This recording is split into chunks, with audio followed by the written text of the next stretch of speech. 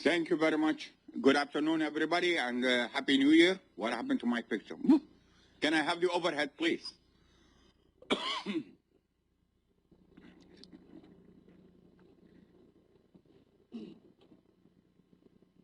Thank you very much.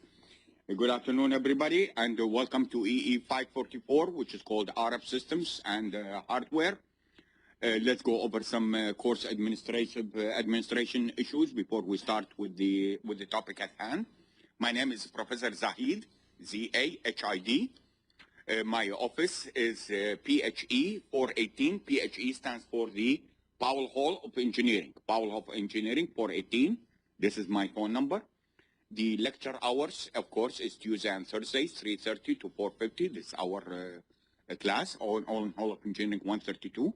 The discussion hours is on a Friday, 1 to 1:50 p.m.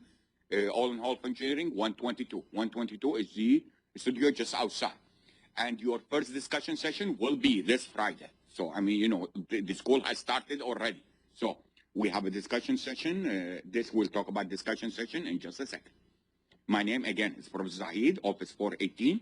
Office hours, 9 to 10:30, 12:30 to 1:30 p.m., 5 to 5:30 p.m., 7:30 to 8 p.m. I can also stay after 8 p.m. if you need me, provided that you walk with me to the parking lot at the end. Because it will be dark, I need a bodyguard with me. You will be my bodyguard. So, just keep that in mind.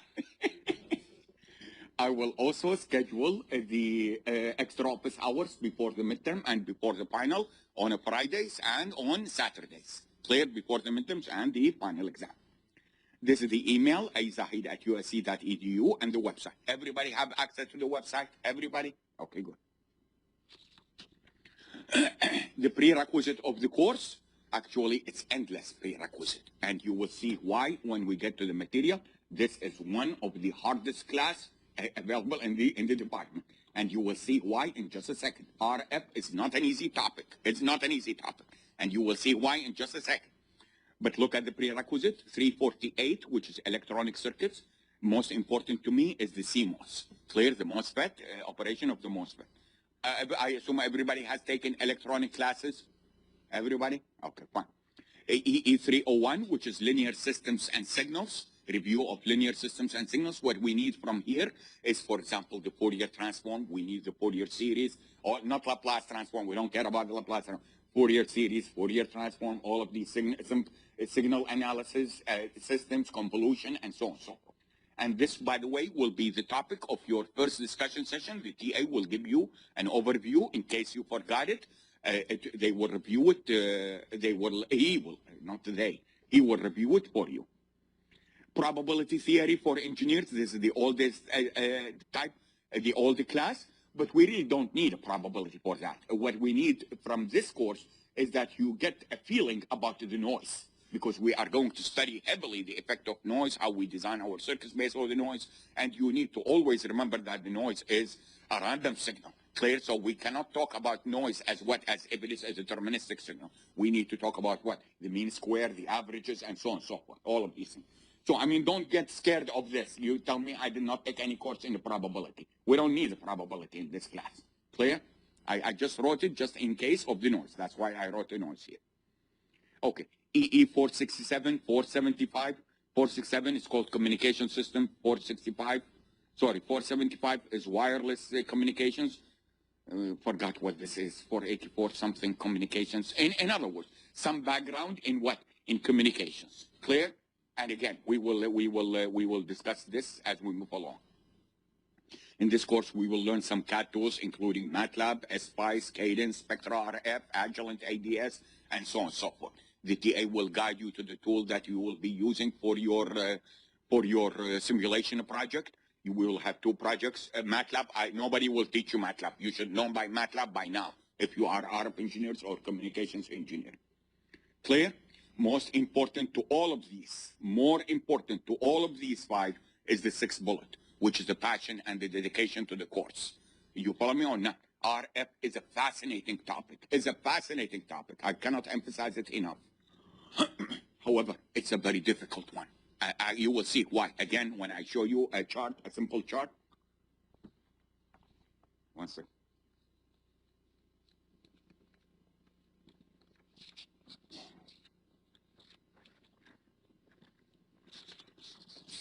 When I show you a simple chart, which I have no idea what it is, let me see if I can find it quickly.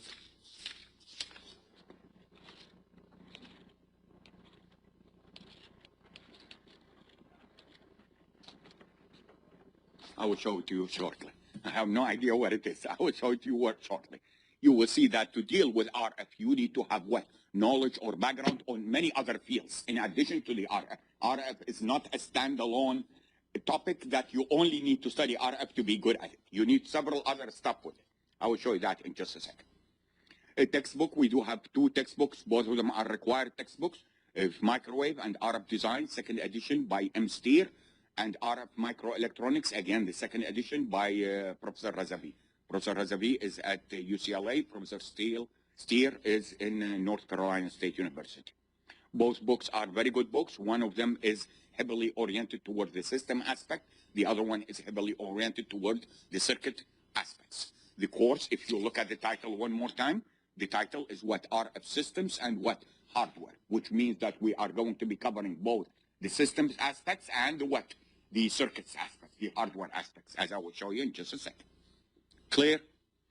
Okay. Now, probably both of these books are on the web if you can find them for free, the PDF or something. You know, it depends on your ingenuity. You know, you guys have some certain magic to find all of these things, but you need the textbooks. Now, our teaching assistant is Mr. Aaron Fries. The teaching assistant is not an RF guy. So most of the time he will be helping you with the circuits. You follow me with the simulation. Questions on the RF topic in general or pertaining to the course, you need to depend on me. He is not an RF guy. There are no RF guy. In other words, the department does not have TAs to assign for me.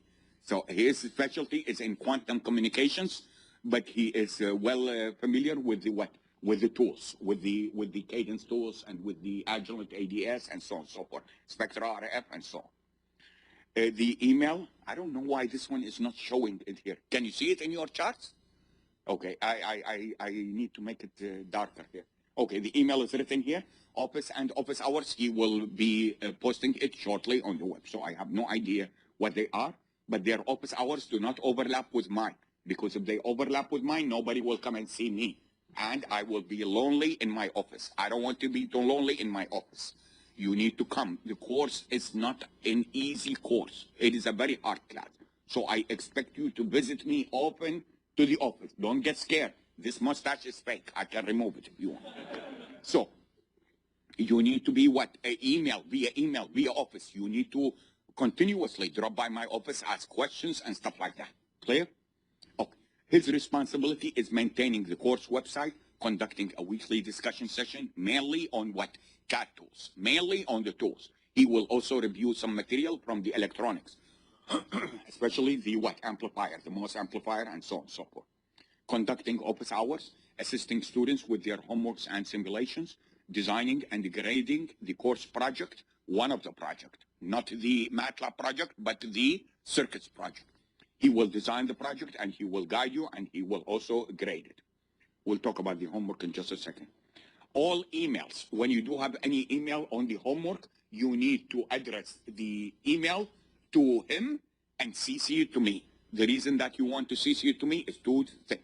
First of all, I need to make sure that he responds to you in a timely fashion, but more important, I will ask him to include me in his response, so I need to make sure that he gave you the right what? That he gave you the right answer, and if I want to add, maybe his answer was not very clear, I need to what? I need to make it clear. I need to make it clear. I need to what? Add my, let's put it this way. I need to add my 2 cents to the response. Clear? Okay. You will see, by the way, throughout the semester, you will see that eventually you might always depend on me to answer your question, which is fine. I will not what? I will not complain about that. And the reason for that is because, again, as I told you, he is not an RF guy. I'm hoping, by the way, that some of you will be really good at this material, that you will help me the next time the course will be open. In other words, the next time you will be what? You will be helping me, because you will be what? You will be really good at this material. Clear? Clear? Okay. Now, the course workload, this is very important for you to understand. The midterm is on a Friday. It's not on Tuesday or Thursday. It's on a Friday, March 7th. It is from 4 to 6 p.m.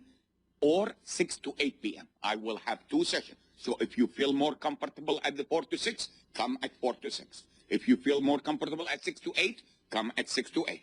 However, only keep in mind that if you take the exam between 4 to 6 and you decide to leave after 1 hour, let's assume you finish the exam after 1 hour, which is very doubtful, by the way, which is very doubtful that you will finish it in 1 hour. You cannot leave. You have to stay there until what? Until the time is over before you leave. Of course, the second session, no. You finish after 1 hour, good luck.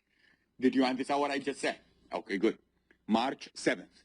The final exam is Tuesday, May 13. Tuesday, set by the school. May 13, between 2 to what? 2 to 4 p.m. Clear? Clear? Okay.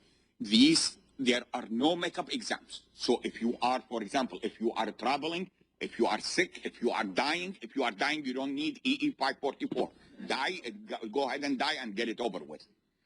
If you are getting married, if you have an interview, I don't care. Drop the class right away. I do not give makeup exams. Clear? Okay, good. Now, so there's absolutely no makeup exams, no matter what your reasons are. Roughly 5 to 6 homeworks. Now, I have already found a grader.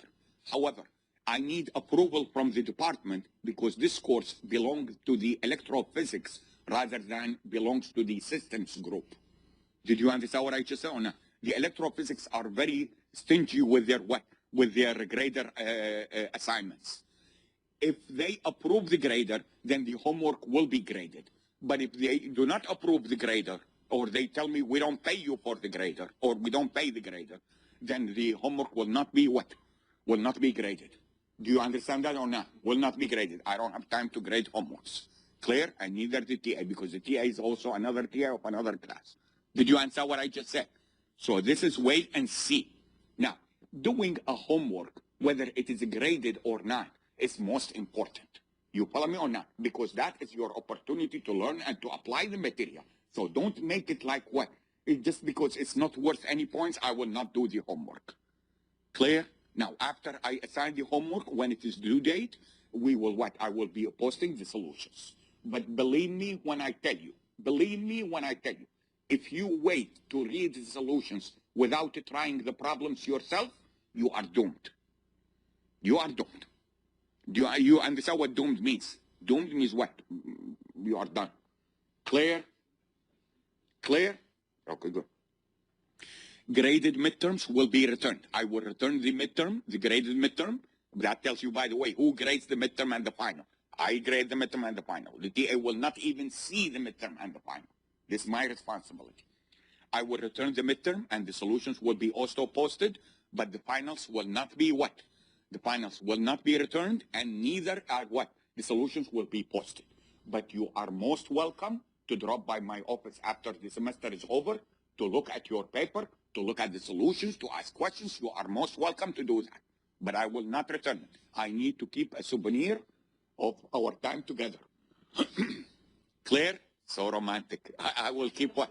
I will keep only graded finals. Did you answer what I just said? Okay, good. There is absolutely no curve in this course. If you are looking for a curve, you are in the wrong class. I don't go by a curve. So the midterm is 40, final is 40, the project is 20%. This one might be added up a little bit if the department approves of the homework of the grader.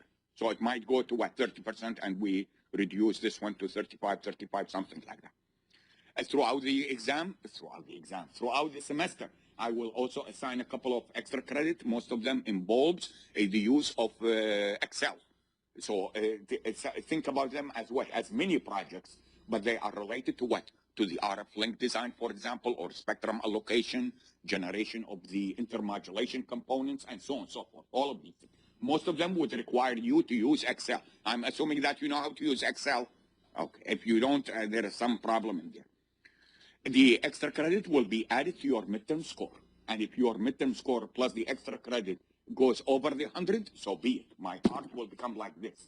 I would say my students is working hard, both in the midterms and the extra credit, and they deserve everything that comes their way.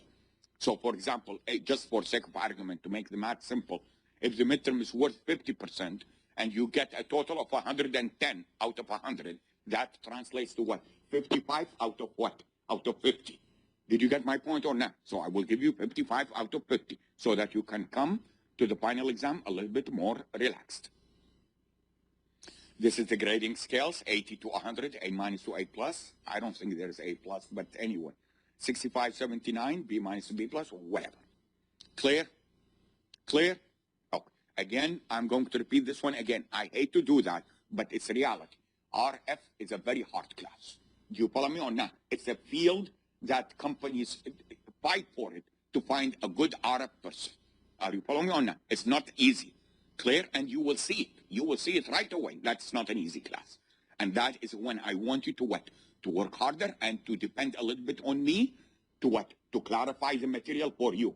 Email me. Do not hesitate to email me. By the way, you will be surprised of how quick I return email. You will say, what? This guy does not have anything better to do than to sit answering email? The answer to that is what? Yes, he does not have anything better to do than answering emails. So do not hesitate. The objectives, of course, is to what? Is to learn the basic principles of what? RF wireless. Our course is basically on the design of the wireless transceivers. Transceivers is an abbreviation of a transmitter and what? Receiver. Clear? So it's a design class. Design and analysis of the RF front end. I'll explain to you what a front end means. And the digital baseband back end.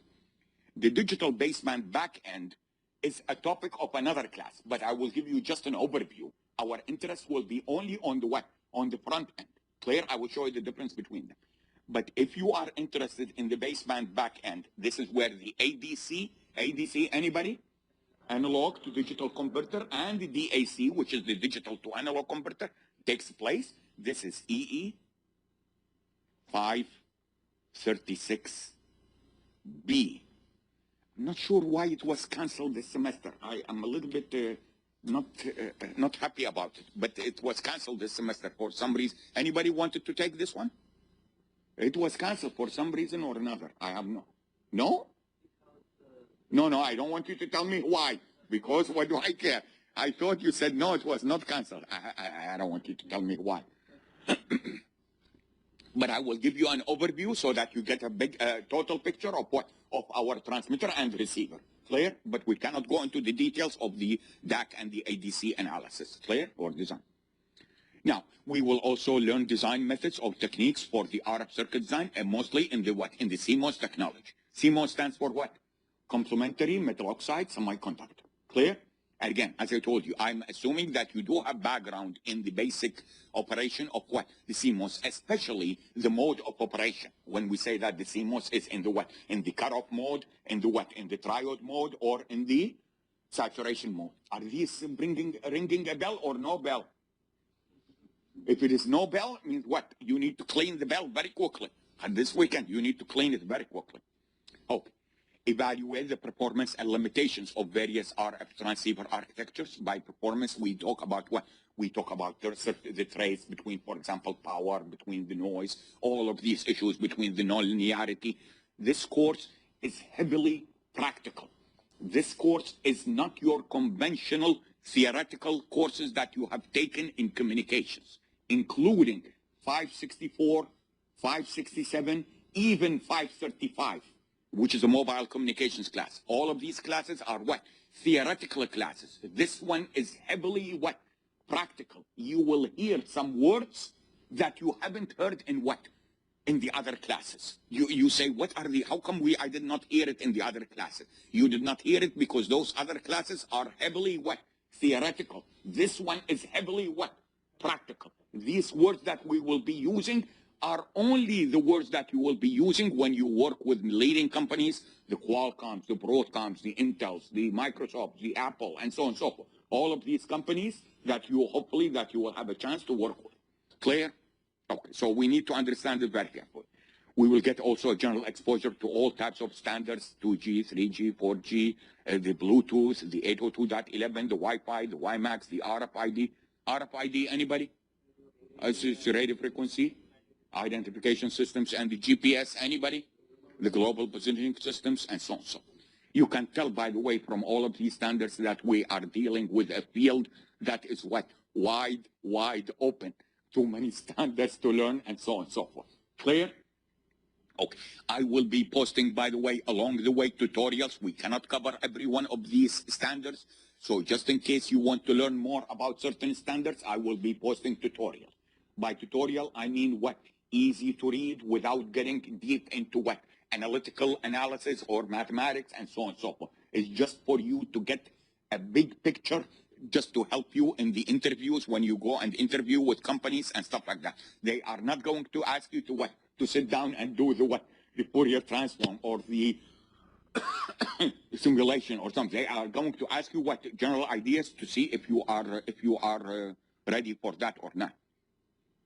By the way, once we get also deeper a little bit into the subject, I will be posting series of questions that companies do ask when they interview people. Clear? The reason I know that because some other students who went through these interviews gave it to me, and I will relay it to you so that you're prepared when the time comes. Now, let's understand before we get to the details what EE544 is not and is. EE544 is not a course on wireless networks. So if you are interested in wireless networks, by networking, what do I mean? I mean, are you familiar with networking? The layered architecture. When we deal with wireless networks, we are dealing with layers 2, 3, and above. This one here is basically a what? A physical layer device. Are you following me or not? Sorry, a physical layer course. Clear? We don't deal with what? Routing. We don't deal with what? We don't deal with issues regarding what? Regarding security issues and so on and so forth. This is not a course. The course, if you are interested in wireless network, the course is $597. This course is offered, I think it's offered every semester. I don't know what happened this semester. And also $579. $579 is basically a what? A software-oriented class. Only software. Developing what? Developing models. Developing applications for mobile devices. This course is not. This course is not a course on microwave theory or antenna. I'm going to survey some antennas types for you, but it's not a course on microwave theory or what? Or antenna. These are separate classes. You can take 571 A and B, 573 A and B, and so on and so on. This course is not a course on chip design, which means what? Our design will be basically a what? A circuit level rather than a what? A chip level, which means what? We are not going to integrate all of these circuits into what? Into one chip. This is not this course. We don't have the time to cover what? Both the systems and the what? And the chips here. This is a circuit level course. More in chip design, you might be taking 536A and B. Anybody taking 536A? Was there a chip design? By the way, I don't think even in those courses there are what? Chip design. There's also discrete designs, right? So I'm not sure which class will teach you what? Chip design and stuff. But what I'm trying to tell you is that this is not it. What is it then? This is a course on the design of what? Transceivers, transmitters, and what? Receivers. on a what? Discrete basis, circuits. In other words, we will take, for example, the power amplifier. We will take the what? A synthesizer, an oscillator. We will take a what? A mixer, different types of mixers, active mixers, passive mixers. We will design them discretely. Do you understand what discretely means? Without what? Integrating the whole thing on a chip. That we don't have time for all of this. There might be some other classes you might want to consider those. So it's a course on the design, system, and circuit levels and the performance analysis of RF wireless transceivers. The first half of the semester will be basically what? Systems oriented. Whereas the second half of the semester will be what? Will be circuits oriented. I cannot begin with the circuits right away if your background is what? Is mushy as far as the systems, as far as the performance is concerned, and so on and so forth. So for example, if we say design some kind of a what? Some kind of a low noise amplifier with an IIP3 of some, let's say -5 dBm. You will tell me, what is IIP3? You understand what I just said? Anybody knows what IIP3 means? Yes, sir. The third order intercept point. Close enough, very good. But do you see my point? My point is that I cannot start talking about what? Design specifications without explaining to you the parameters involved. Are you following me on that? So keep that in mind. The first half of the semester will be heavily oriented toward what? Toward the systems. The second half will be heavily oriented toward the circuits. Clear? EE 544, again, is designed for those hardware-oriented students who badly lack rigorous mathematical background in the analysis of RF systems. How many of you are here circuits guy? None of you? All of you are systems-oriented? Circuits. Okay. Suddenly, I see too many hands. Were you shy? Okay. Circuits people, they hate what? To get into analysis. They are what? Circuits. They understand more circuits rather than communication.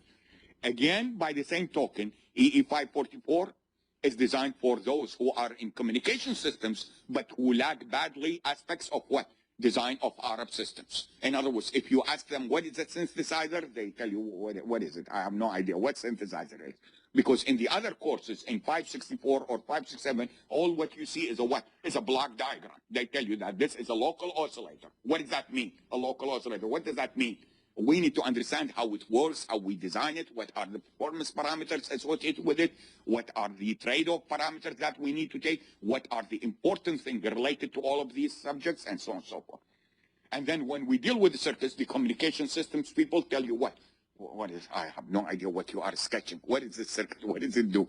So it's a combination, this course. Why it is so difficult? Because it covers both aspects, the systems aspects and the hardware aspects, as you will see in just a second. They are those designed, EE 544 is designed for those with passion for the wireless, RF wireless systems, and who inspire to have a career in this highly in-demand field. Salaries, by the way, for RF engineers, good RF engineers, eclipse those for what? Regular communication systems engineer or systems engineer. Because they know that this is what? Not an easy task. So if they find somebody who has really good background, who understands the concept clearly, they go out of their way to what? To hire them. These are the textbooks. The first two are the textbooks that we are using. This is, by the way, an excellent book on the design of CMOSRF IC. This is a circuit-oriented class by Professor Lee. Professor Lee is in Stanford University, and Professor Steele, I told you, North Carolina State. Razavi is UCLA. These are all other references. They are all available in the library. If you want to browse through them, you can drop by my office and drop by them. But you need to let me know, because I don't have them all in my office. I do have them at home. So if you want to browse through any one of them, let me know, and I will bring it to my home, from my home to the office. You can browse through them. I'm done. No, not done with the class. Done with the administration. Do you have any questions? We are going to have two projects. One project is systems-oriented, using simulation, using MATLAB, performance of different modulation techniques, different aspects, types of determining, for example, the error performances, and so on and so forth, all of these things. And the other one is circuit-oriented, which is design of a certain part of your receiver or the transmitter, whether it's the LNA. LNA stands for what? The low noise amplifier or the synthesizer or oscillator or mixer and so on and so forth. We will see, or power amplifiers and so on and so forth. Usually these classes, by the way, they never talk about power amplifiers. The regular classes, 4, 5, 6, 4, they never talk about power amplifier. They just put it as a block diagram. In our class, we will go deep into the circuit analysis and system analysis of power amplifier. Clear? Most important part in the transmitter side of the chain. Clear? Yes, sir. Cannot hear you, my dear. Raise your voice. Are we only focused on the?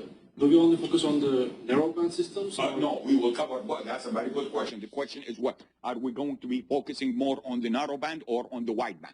The answer is that the focus most time will be on the narrowband systems. However, I will give you a couple of examples on wideband, designing wideband amplifiers and or wideband what? Excuse me, wideband oscillators or mixers. But the majority of the circuits that we'll be talking about is for the narrowband. Clear? Oh, now no, remove my picture. Ooh, so creepy. Remove the picture, please, operator. Yes, thank you very much. Looks creepy. Okay, I don't want my pictures there. Clear so far? Okay, good. Now, let's look at the overview. What is the key word here? What is the key word? Overview, which means what? Do not ask me about detail right now. The details, we will cover it later on. I want you, first of all, before we get into this, to get an idea about the system that we will be interested in. This is the system that we will be interested in. This is a typical wireless transceiver. Remember, transceiver is said to be what? Transmitter / what? Receiver. This is what is known as a super heterodyne receiver. Super heterodyne. We don't know what that means yet. We'll get to it in just a second. But in this class, we are not only going to be interested with super heterodyne. We are also going to be interested in the homodyne. Homodyne means what? Direct conversion receiver. Getting direct conversion means what? Taking the signal all the way from the RF to the what? To the baseband without stopping or without converting to the what is known as the what? IF. IF stands for what? Intermediate frequency. But this is just to give you an idea of what's going on. Clear? So before I give you the overview, let's look at this to get an idea of where we are headed to. Clear? Or do you want me to go over this first? What do you want? Say that again? Let's look at the block diagram, just to get an idea. But do not stop me with questions. Why? We are going to be discussing this in detail. I want you just to understand the buzzwords right now. The buzzwords in the what? In the way I say. Okay. So what? Can you zoom in, please, a little bit, operator? Thank you very much. Okay. I want you to see this. This is a single chain. This is the transmitter. This is the what? Receiver. This is in the same box. These are not two different boxes. It's the same box. This is a transmitter and this is the receiver. This is the antenna. This is what we are going to be referring to as a what? As a duplexer or diplexer. Sometimes they call diplexer or duplexer. It is basically a filter that will separate the uplink, assuming this is your mobile unit. Assuming this is your mobile unit, communicating with who? With a base station. Are you familiar with this or not? I'm not sure if it is a good idea to begin with this or not. Are you following me or not? Okay, good. So this is to separate the what? The two bands. The transmitting band and what? Receiving band. You don't want the transmitter, this is a mobile unit, you don't want the transmitter signal, to be what? To be leaked into your own what? Your own receiver. Do you follow me on that? So we are going to have what is known as a what? As a duplexer in here. Clear? This is what is referred to as a what? As a band select filter. I want you to understand what is the meaning of a band select. Do not confuse the word band select with a channel select. Channel select, you are only selecting the desired what? The desired channel. A band, in a band, there are multiple what? Multiple channels in there. For example, let's take an example so that I will get back to this or not. I'm not sure if starting with this is a good idea, but you asked for it. Did you ask for it? Okay, so, but let's understand one thing here. Let's take an example. For example, AM radio. Just an example, AM radio. Tell me what is the band? Band is what? is roughly 600 kilohertz to what? 1600 kilohertz. How much is the bandwidth, by the way? The bandwidth is the range of what? The range. The bandwidth is how much? Bandwidth is roughly 1 megahertz. This is the bandwidth of the entire band. This is what? Each AM channel, AM stands for what? Amplitude modulation. Each AM channel occupy, help me, anybody. Your radio, 10 kilohertz. It occupies 10 kilohertz. This is a channel, which means what? This band, if you see this band, this is F. What is F stands for? Frequency. This is the channel. Here, here, here, and so on and so forth. Every one of them is what? 10 kilohertz. By the way, what do we call this? Anybody? This is the guard band. Separating what? Separating adjacent channels. Are you following me or not? Is it, by the way, is it a waste of bandwidth? It is a waste of bandwidth, these guard bands. But we have to use them because there will be interference between what? One channel and adjacent channel. We'll talk about interference in just a second. How many total do we have? How many channels do we have? The total bandwidth, forget about guard bands, just to make the math simple. I have 1 megahertz. I have what? 10 kilohertz for a total of how many channels? 100 channels, which means what? There are 100 AM channels, AM broadcast. This is AM broadcast. When I talk in your radio, by the antenna, are all of these received? All of these are received. So when I talk about a band select, you are selecting the entire what? The entire band, which means you are rejecting out-of-band signals. Let's take example of an out-of-band. Let's assume we are dealing with FM radio. Help me. 88.1 megahertz to what? 108 point what? Megahertz. How much is the bandwidth roughly? Is 20 megahertz. Who assigns these? These are what is referred to as what? A licensed band. Licensed by the what? FCC. They license it to the what? To the broadcasters. Are you following or not? But these are free. Free what? The FCC assigns it to those broadcasters for the benefit of the what? For the benefit of the public. Disseminating information to the public. This is unlike your cellular phone where it is what? Where it is you need to pay. So when they assign the licenses to the AT&Ts, to the Verizons, and so on and so forth, they need to pay money for it. Clear? We'll get to that shortly. Answer me the following. Each channel, each channel is 200 kilohertz. By the way, question, and maybe it's a premature question. How come each AM channel requires 10 kilohertz, whereas each FM channel requires what? 200 kilohertz. It's the same what information is audio. The audio information is the same. Yes or no? How? No response. Yes or no? How come this one is 200 kilohertz, this 10 kilohertz? We will see shortly that the FM is a what? It's a type of modulation that results in expansion of the what?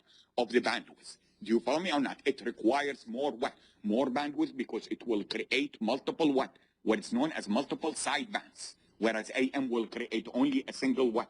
A single set of sidebands, up sideband and lower sideband. Clear? Let's not worry into the detail. I want you just to get the idea here. How many channels are there? Still waiting. Channels. Question. Does that mean that there are only 100 channels in the US? FM channels in the US? So what does that mean? It means those channels are going to be what? Reused. That's the concept of what? Frequency reuse, which is a fundamental concept of RF communications, which is what? We can afford to reuse the frequencies as long as there is a what? A spatial separation between the transmitters. We cannot put two transmitters at the same place, transmitting at the same frequency, and don't expect any interference. There will be some interference. But if they are located far away from each other, the interference will be what? will be negligible or will not be existent. We'll talk about that later on. Clear? No response. Clear? Okay. How about the cellular? US cellular? Anybody? Well, this is the 800 megahertz band. This is, by the way, the G2G. 2G stands for what? Second generation. Anybody? D. Huh? What is D/L? U/L? Uplink from what? From mobile to what? From what? Base station to what? Mobile station. Anybody? Uplink? 824 to 849 megahertz. How much is the bandwidth? 825 megahertz. And the downlink is what? 869 to 894 megahertz. This one also is what? 25 megahertz. Question, how much is the bandwidth? How much is the bandwidth? Total bandwidth. Actually, the total bandwidth is 25 megahertz. Why? Because for each call, you are going to need how many channels? You are going to use 2 channels, one on the uplink and the other one is on the what? On the downlink. Did you understand what I just said or not? This is what we are going to be referred to it in just a second. What is known as what? FDD. What is FDD stands for? Anybody? Frequency division duplexing. I will explain this one to you in just a second. But let's not get bogged down with here. I want you to tell me, first of all, do you see the separation between the uplink and the downlink? How much? How much is the separation? 824. This one is what? 869. Which means there is a 45 megahertz separation between the what? Uplink and the what? Downlink. For what purpose? For the purpose that I was just telling you about. To what? To avoid interference from what? Any traffic going from the mobile. Are they transmitting at the same time? The uplink and the downlink. Are they transmitting at the same time? They are transmitting at the same time, but using different what? Different frequencies. Are you following me or not? As opposed to the other type, which I will show you shortly, which is called what? TDD. TDD stands for what? Time division duplexing, which means that you are going to be transmitting using what? Using a single frequency, but what? 2 different time slots. One time slot is for the uplink, the other time slot is for what? Downlink. They alternate. Clear? We'll talk about that shortly. But I want you to understand one thing here. Are all of these frequencies received by the antenna? They are all received by the antenna. Can we hear them? We cannot hear them. These are in the RF range. If we can hear them, what do we need a radio for? We just do it like this? Everything. We cannot hear them. Yes? We need, first of all, to select the band, not the channel, to select the band. Question. First of all, can you tell me what is each channel here? Anybody? Anybody? Anybody? Nobody. The each channel is 30 kilohertz. This is a narrowband channel. This is not the 3G that uses what? CDMA. In CDMA, anybody knows what CDMA stands for? Code division multiplexes. We will see that it requires what? Wider channels here. We'll talk about CDMA in just a second. But what was the question? I forgot what the question was. Why can't we select the channel right away? Why can't we select the channel right away at the receiver side? We'll get to the transmitter in just a second. Why can't we select the channel rather than selecting the band? If we select the channel, remember, the channel bandwidth divided by F sub 0, F sub 0 is the what? Is the center.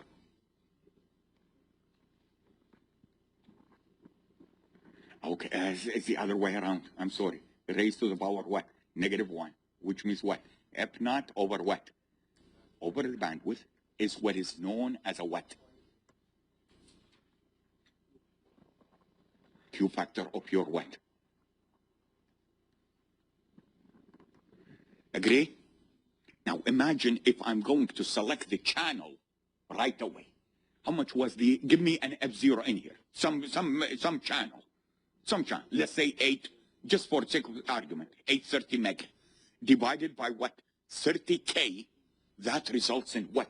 In a huge Q factor, which means the design of the filter becomes what? Extremely complicated, bulky, and it will prevent what? The ability of integrating that filter within the what? Within our chip. Did you understand what I just said or not? So we take it what? We take it step by step. Do you follow me or not? At the beginning, we are going to do the what? The channel select. Now, before we get to the receiver, can we get back to the transmitter side? This is the transmitter. Yes? Okay. Where is it coming from? It is going to come from an information source. Information source generating what? Generating data. Most of the time, of course, the data is what? It's analog. It will be what? It will be digitized. Are you following me or not? It will be digitized. If it is already digital, like from a PC or something, then it is digital. Now, what do you see? This, we are going to be referring it to as what? As the IQ modulation. We don't know what that means yet. The I means what? The in phase, and the Q stands for what? The quadrature phase. So we divide our what? Excuse me. We divide our traffic or our bit stream in what? I want you to think about it this way. A bit stream is a stream of what? Zeros and ones. We take, for example, the odd, we are designated by what? The I channel. The even, we designate it as a what? As a Q channel. Clear? But it also could be what? Independent bit stream on the I channel and the what? Q channel. Did you understand what I just said or not? Yes or no? Does not have to be what? Alternating even and odd. It could be what? Independent. Okay. DAC. A DAC stands for what? Digital to analog converter. Why? Why do we need a DAC in here? Those signals, digital signals, has sharp edges. Sharp edges means what? They have, let's see if you remember from Fourier transform. I doubt it, but let's see if you remember from Fourier transform. If I have this, if you can tell me, I will be very happy. If you do have a single pulse here, okay, this is the T. This is F of T. Tell me, what is the Fourier transform? It's a sinc function. Do you agree or not? Do you still remember this or not? What do you notice about the sinc function? The sinc function is what goes on and on and on. Eventually, what will it hit? It will hit the adjacent channels, creating what is known as a what? Adjacent channel interference. ACI stands for what? Adjacent channel interference.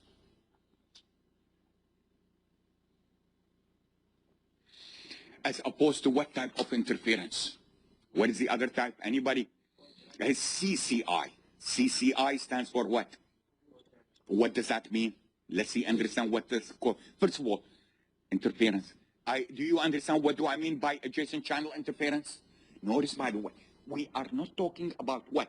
Out-of-band channels. Out-of-band channels are easier, what? We can easily get rid of it through what? Filtering. Do you understand, or yes or no? I am talking about what? Channels within the same what? Within the same band, but they are adjacent to you. Clear? What does CCI stand for? Co-channel interference. When the channel is reused again.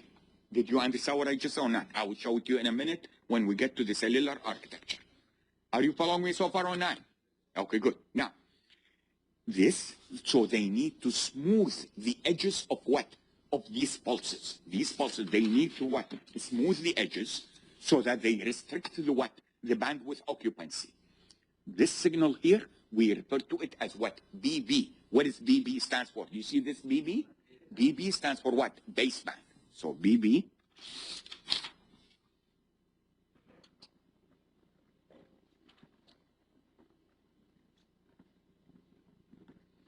What do I mean by baseband? When somebody tells you this signal is a baseband signal, what does it mean?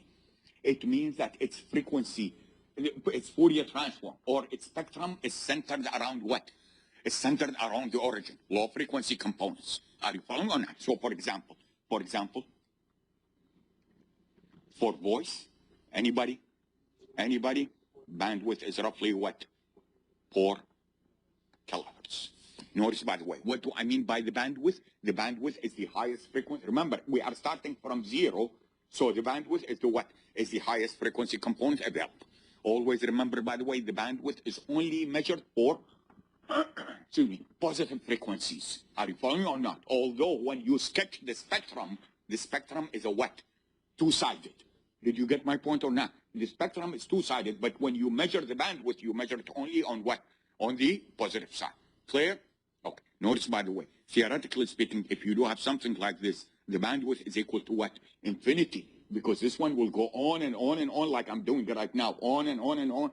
Are you following or not? So you need to take approximation. For example, you will take the what? The bandwidth of the first null. Null means what? The first time or the main lobe, if you want to think about it. Or you take the 90% what? Bandwidth, which means what? This is the bandwidth where 90% of the energy is what? Is concentrated or located. Clear? Okay, we'll talk about that later on. For video, for example, uncompressed or analog video, roughly 6 megahertz. High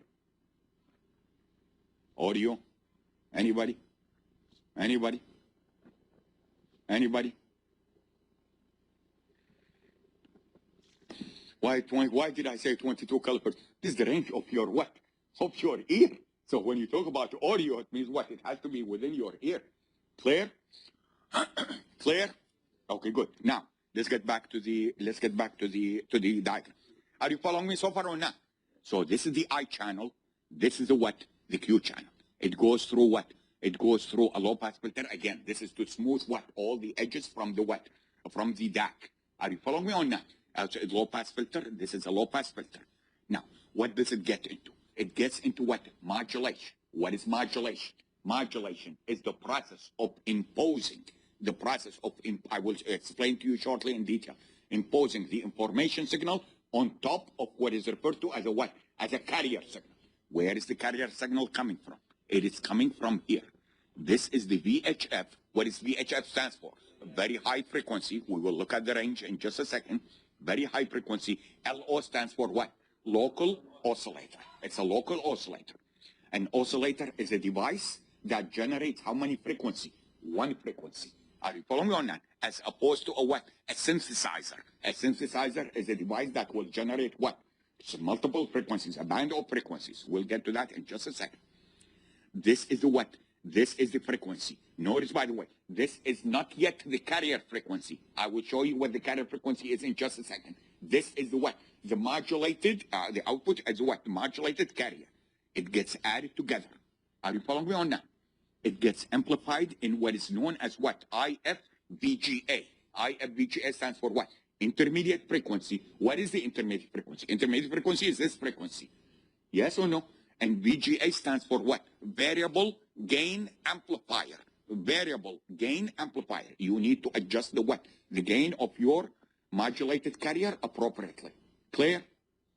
No response. Clear? What are we doing here? We are doing the up conversion. I don't want you to confuse the up conversions with what? Modulation. They could be the same. In other words, modulation could be also the what? Similar, I mean not similar, exactly is the what? Up conversion. But that's not necessarily the case. In here, the modulation is done in what? The modulation is done in here, whereas the up conversion is done in here. Where is the signal is coming from? It's coming from a UHF. UHF stands for what? Ultra high frequency, local oscillator. Are you following me on that? Now, we notice what is this? This one is being used both by transmitter and what? Receiver. That is the point, or that's the concept of reusing the hardware. You don't want to design what? Separate local oscillator for what? For the transmitter and what? For the receiver. You design a single block that will help both. We will see that this is actually a what? A synthesizer.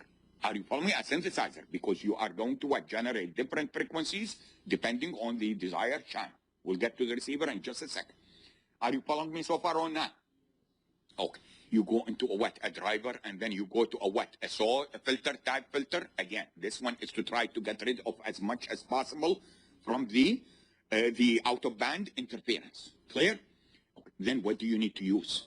You need to use a power amplifier. A power amplifier is needed to adjust what? to adjust desired power. You have to remember that your RF signals is going to be propagating over what? Long distance. You need to have enough power to cover what? The range. Otherwise, you are not going to be able to reach what? It's not going to be able to reach the receiver. In the receivers or in systems that uses CDMA, CDMA stands for what? Code division multiple access. We will see shortly that in code division multiple access, mobile stations uses the same frequency, they transmit at the same time, but they use different what? Codes. In this case here, we are going to experience what is known as the near-far problem. Near-far problem means what? Means a receiver is going to receive a strong interfering signal from a transmitter happens to be nearby, rather than receiving a what? A weak signal, desired signal, from the desired transmitter, which happens to be what? Far away. We need to use a what?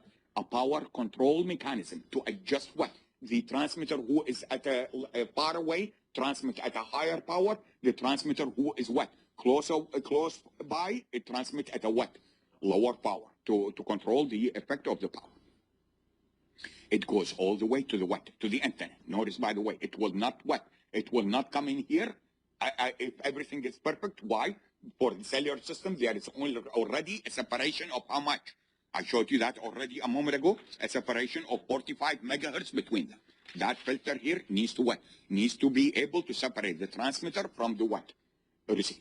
If this one was a TDD system, time division duplexing system, then instead of this duplexer, we will use a what? An RF switch. An RF switch is what? When you are transmitting during your time slot, the switch will be on this side. When you are receiving, the switch will be on what? On that side. Because in a TDD system, you are going to use the same frequency. Clear? We'll get to that shortly. Let's continue. Again, all of this, we will study them in detail. They're just an overview. Clear? Oh, it comes. The receive signal. Is the receive signal, by the way, what did I select? I selected the band. I did not select the channel yet. I selected only the what? The band. Is the receive signal weak? Okay, let's see if you get the idea about how weak it is. Let's see if you can help me here so that you understand. Assume receive signal power is minus 100 dBm. Do I need to explain to you the dBm stuff, or you know it? What is this dBm? I'm not sure if you know it or not. Do you or not? Is this power, or is this gain, or in other words, what is the difference between dBm and dB? dB is a gain or attenuation, whereas dBm is what? It's power. I'll explain this one to you next time. Let's not worry about it. All what I'm trying to tell you is that this one is equal to what? 10 to the minus 10 milliwatt. MW stands for what? Milliwatt. Okay, which means what? 10 to the minus 13 watts. Clear? Okay, what is the peak value of peak value voltage of received signal at antenna of 50 ohm impedance? This is, by the way, later on we will designate it by what? Z0. Clear? Anybody know Z0? That's what we are going to be referring to it as the characteristic impedance. Don't worry about it. Don't worry about it. I'm still waiting. What is the peak volt? This is the average power. This is the average power. Well, how do I get the voltage? So what? 10 to the minus 3 equal to, I'm sorry, not minus 3. 10 to the minus 13. I'm sorry. 10 to the minus 13. I'm still waiting. B square. 2. Did you understand where the 2 came from? Where? This is sinusoid. So when you calculate the average, there will be what? There will be a 2. Don't worry about this. The point right now, I will show it to you later. The point right now is that I want to show you how small the voltage is. From here, you will get what? You will get V is roughly 3 microvolt. High or low? This is low. You would think, you would say what? You think, what is this 3 microvolt? What am I going to do with it? What does that tell you? It tells you that the receiver needs to provide what? Amplifications along the way. Are you following me on that? Now, the question is what? Should I put all the amplification in one amplifier? In other words, I design an amplifier with all the amplification. The answer to that is what? Is definitely no. You are going to spread the amplification around what? Around the chain of blocks at the receiver side. You have to always remember one thing. What does LNA stands for? Low noise amplifier. What does that mean? The low noise amplifier is a device or an amplifier that will introduce minimum noise, internal noise. We are not talking about what? External noise. Is there external noise here? How come the filter did not get rid of it? Wasn't there a filter here? How come it did not get rid of the filter noise? Noise, if you remember white noise, what does the spectrum look like? Constant across what? All frequency components. So no matter how what? No matter how selective your filter is, there will be what? There will be noise getting in. I don't want to add to that noise more noise internally generating from what? Generating from the low noise amplifier. Did you get this or not? Yes or no? Now, imagine if there is a transmitter. What was the power here? How come the power was very low? Minus 100 dBm. How come it was very low? It was very low because the transmitter, the desired transmitter, happened to be what? Very far away from what? The desired receiver. Imagine if there is a close-by transmitter, not the desired transmitter, but a close-by transmitter at a power of, let's say, 10 to the minus 4. I said 10 to the minus 4. Minus 40 dBm. Minus 40 dBm, if you plug it in here, the power will become what? 10 to the minus what? 4. And when you plug it in here, you will get roughly, instead of 3 microvolt, you will get what? 3 millivolt. Which means what? Which means the interferer is what? Is 100? No, 1,000 times. 1,000 times as the desired signal. Agree? If you put all the amplification in one unit, what does that result in? It results is that you are going to amplify the what? You are going to amplify the interfering signal in such a way that it will block. We will see what the meaning of the word block later on. It will block the entire receiver. Did you get this or not? Which means what? What do I need to do to, first of all, to the interferer? I need to what? I need to filter as much as possible from the interfering signal before I what? I achieve all the amplifications of the desired signal. Did you get my point or not? Yes or no? Details are yet to come. It's just an simple. Okay, you see a filter here. What is this? By the way, what is BF? BFF stands for? This is not the best friend forever or something. BF stands for what? I cannot believe I said that. You know, I'm old, so sometimes I act as a senile person. So don't take me seriously. PBF stands for what? Band pass filter. Why? What is this one is doing? This one is what's known as what? Image reject filter. We don't know what image reject filter here, but I need you to understand one thing here, is that if a carrier signal is what? You see, remember what I told you. This is what is referred to as a what? A super heterodyne receiver, which means that we are going to what? Down convert, first of all, to the IF, and then what? To the baseband. Are you following or not? When you convert to the IF, you are going to mix. What is this, by the way? This is a down converter, which is referred to as a what? As a mixer. What are you mixing? You are mixing the carrier signal with a what? A locally generated carrier, such that, always remember, by the way, when you mix two, question. What is cosine? Omega 1t, cosine, omega 2t. What is this equal to? Anybody? Trigonometric, this equal to what? 1/2.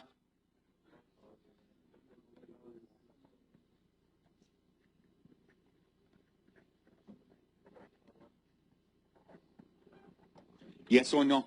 Which one do I want to retain at the receiver side? At the receiver side, I want to retain this and I want to filter this. Did you get this or not? On the transmitter side, which one do I want to retain? I want to retain this one and I want to what? Filter this one. It's the other way around. Clear? Now, when you mix two signals or two carrier signals, there is what is known as the image.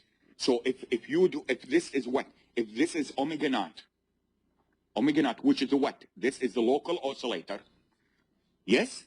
If this is the desired carrier, yes or no? Where is the IF? The IF will be from where to where? The difference. Yes or no? But if there is another what? Another carrier here, which is what? The same separation as the what?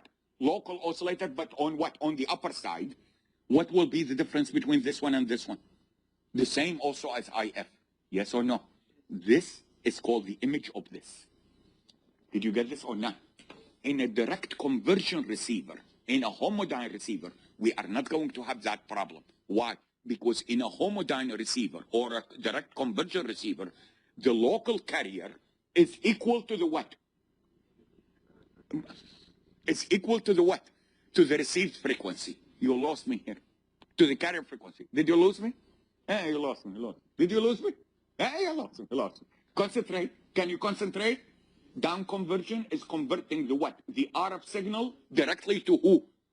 To the baseband, which means centered around what? 0. Which means the local carrier generated locally at the receiver needs to be equal to what? To the carrier frequency, received carrier frequency. So there is no what?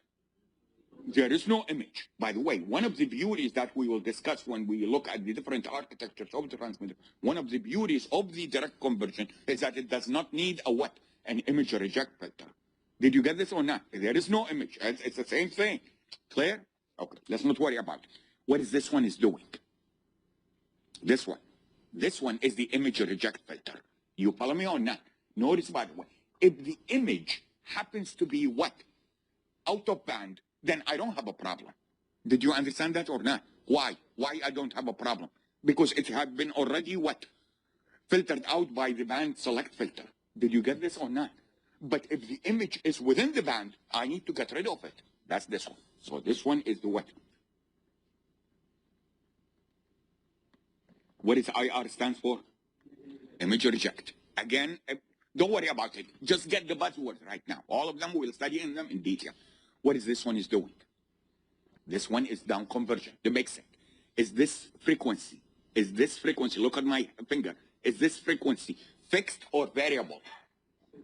This one is fixed. As I said fixed, I'm sorry. This one is what? Variable. The difference between them, between the carrier frequency and what? The locally generated carrier is what? Is fixed. That's the IF. Anybody knows what the IF frequency for AM? AM, the one that we talked about here. Where is it? AM, IF.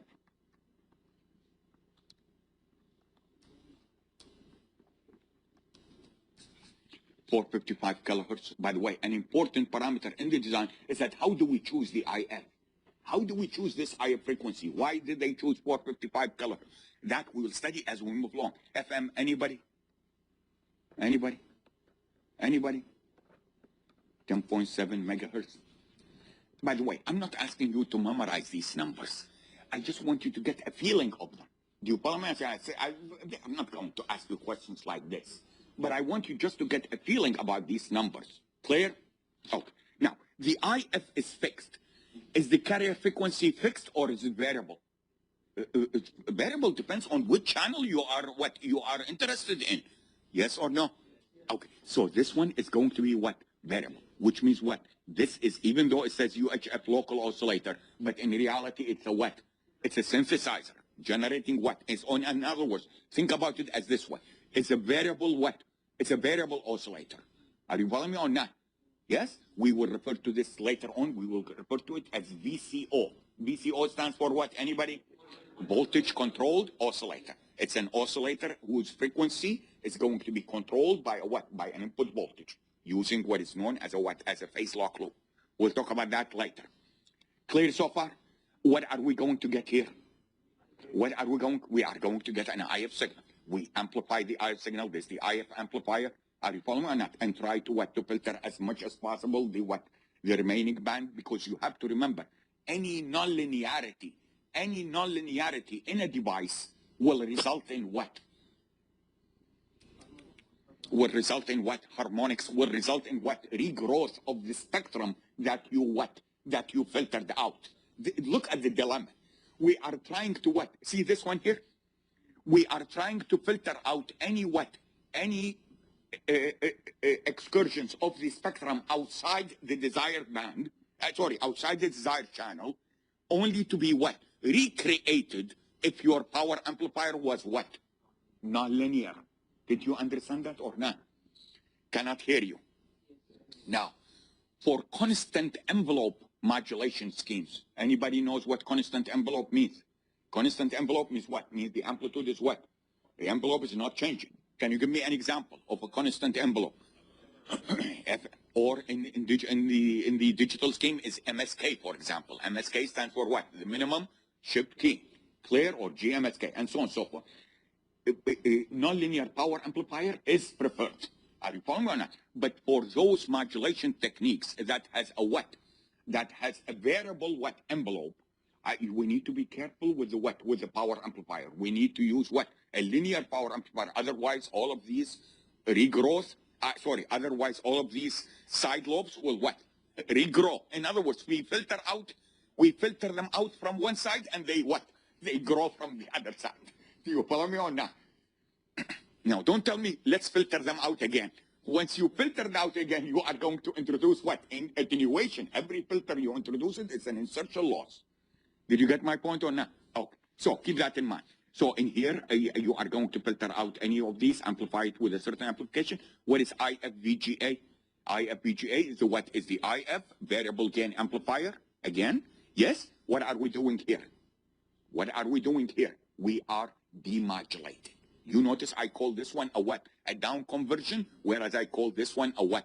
A demodulator. This is the VHF local oscillator. Are you following me or not? Separated again. Do you see the 0 and the 90?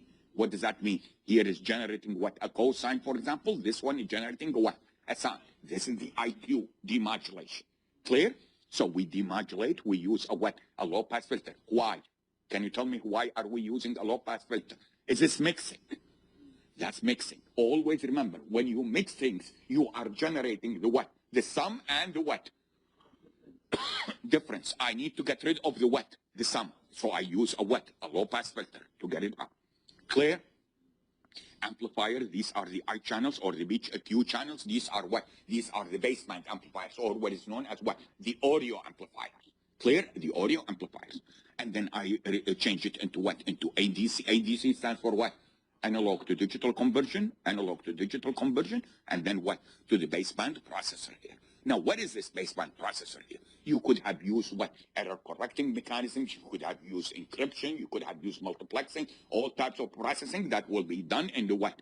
In the baseband, rather than in the what? In the RF. Now, could we have used the ADC or in the ADC, the analog to digital conversion? Could we have used it all the way here? Are you following me or not? That's the concept of what is known as what? Software-defined radio. Everything is what? Trying to what? To perform most of the functionalities in what domain? In the digital domain, rather than in the what? In the analog domain. But the problem that we need to face is what? Is that you have to remember that when we talk about analog to digital conversion, how many processes are involved? 3 processes. The sampling, the quantization, and the what? Encoding. Yes or no? Okay, sampling, we already know from Nyquist, telling me what? Telling me that if you want to recover the analog signals from its samples, you need to sample at least twice the highest frequency component in the signal being sampled. Clear? And if I'm going to sample at the RF, what does that mean? It means I need to use a huge what? A huge what? A huge number of what? A huge number of samples. And we will look at all of these issues shortly. Clear? Did you get the idea or not? We are going to be looking at each one of these blocks, and we look at them in detail, not just what? Words. In other words, this power amplifier, I'm not going to tell you this block uses what? Uses or amplifies the power. We need to understand how does it do that, the circuit design, and so on and so. Notice, by the way, what is here missing in this diagram is that we need what? At the output of the power amplifier, we need a matching circuit. Most important in RF design, you need to make sure that the output of the power amplifier is matched to the what? To the input impedance of your antenna. Are you following or not? Otherwise, there will be a lot of what? There will be a lot of power that is what? Reflected back, which means what? Not transmitted, wasted. Clear? So we are going to be looking in detail into the impedance matching issues and so on and so forth. Clear so far? Yes or no? In details. This is just a what? Think about it as what? Coming attraction. You go to a movie, there's a coming attraction. Then we will what? We will study them in rather some detail. Now, let's get back to the notes. I want to show you. I found it finally. I want to show you why, before I get back to the start of the notes, I want to show you why is the RF. Can you zoom back? No. That's okay. I have what? I just started. I have only 5 minutes left. Oh. Okay. Now, it doesn't matter. We'll continue next time. I want you to concentrate here. Do you see why it is so complicated, RF? Look at all the fields that communications theory, which means what? You need to know a little bit about modulation. You follow me or not? You need to know about filtering, signal analysis, and so on and so forth. Random signals, that's a probability class. Why? You are dealing with noise. So you need to understand what random signals. Transceiver architectures, I already showed you what? The super heterodyne. We will look at what? Different architecture. For example, the direct conversion architecture. We will look at what? The low IF. Are you following me or not? We will look at the what? SDR, which is this, the software-defined radio. Briefly, I will give you a tutorial on cognitive radios and so on and so forth. Clear? So different types of architecture. IC design, designing all of these. By the way, if you notice in here, what are these blocks mean? What are these blocks mean? These are chips. So this is a chip, this is a chip. This one is what? It's out of chip. Out of chip means what? It's you need to take a wire from here, taking it what? To the outside and then back to the chip. Do you understand? And once you have all of these wires, it means what? You are going to go through what? You go through a lot of parasitic capacitance and so on and so forth. You need to make sure that those wires are what? Short wires. Did you get my point or not? So IC design here, CAD tools to simulate, as I will show you shortly. Microwave engineering, you need to know about what? You need to know about the propagation and so on and so forth. Wireless standards, all of these wireless standards. I want you to take a look, just briefly.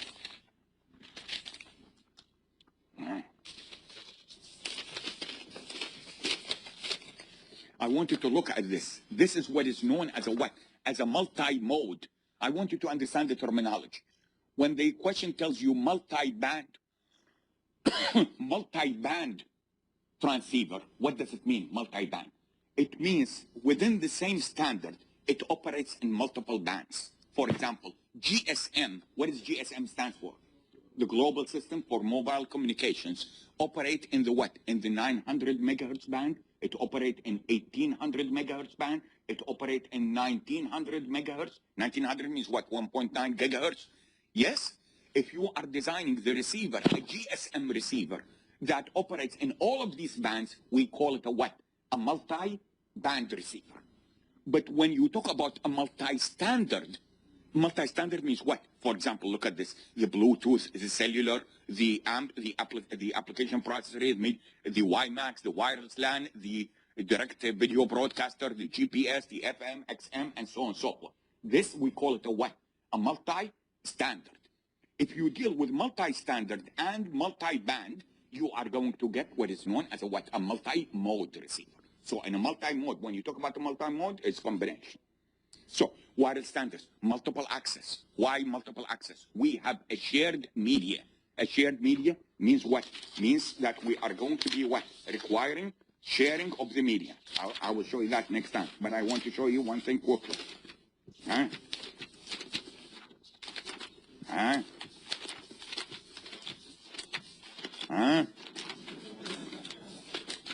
Sharing the band, sharing the channel. You can either share it in a frequency. We call it what? FDMA. FDMA stands for what? Sir, hey, the class is not over yet. This is not Starbucks here. FDMA stands for what? Frequency division, multiple access, where we are going to divide the band into multiple channels, frequency channels, and assign it to each user. we have what is known as what? TDMA. TDMA stands for what? Time division multiple access, where we are going to use the same frequency, but we will divide its usage into what? Into time slot. I'll show you this next time. CDMA stands for what? Code division multiple access, where we are going to be transmitting at the same time using the same frequency, but using different what? Different codes. Clear? These are medium access control procedures. Now, the last one, which is the what? Which is the space. I don't know what it is.